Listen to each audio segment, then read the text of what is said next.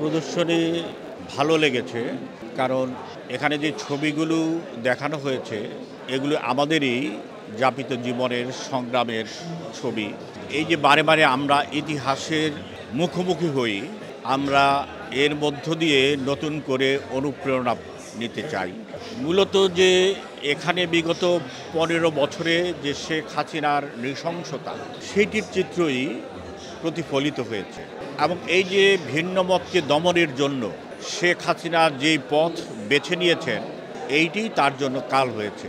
আমাদের এই নিরীহ সাধারণ ছাত্রদের, যুবকদের যেভাবে হত্যা করা হয়েছে, এইটি তার দলিল। আমরা বারে বারে ইতিহাসের মুখোমুখি হতে চাই এবং বলা চলে যে আমরা আয়নার সামনে দাঁড়াই, আমরা নিজেদেরকে নতুন করে আবিষ্কার করি, এই জন্যে যে বর্তমান এই সংকটটাকে আরও আমরা কিভাবে উত্তরিত হতে পারি সেই জন্যে। এই যে গতকাল ইয়েমেনে, সিরিয়াতে বাশার সাম্রাজ্যের পতন হলো, তারাও একইভাবে সেই ৭১ থেকে এই ২৪ পর্যন্ত একটা স্বৈর শাসন সেখানে প্রতিষ্ঠা করেছিল।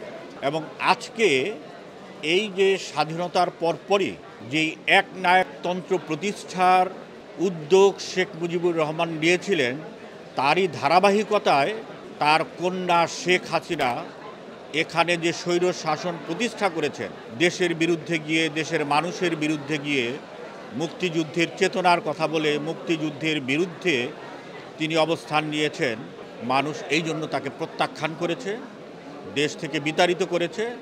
এই প্রদর্শনীগুলো মূলত হচ্ছে আমাদের আজকের যে প্রজন্ম, নতুন যে প্রজন্ম, তাদেরকে ইতিহাসের মুখোমুখি দাঁড় করানোর জন্য। এবং আমি এর সফলতা কামনা করছি। এবং ইতিহাস পেছনের দিকে যায় না, সামনের দিকে যায়। এই সত্যটি আমাদের অনুধাবন করতে হবে। ধন্যবাদ।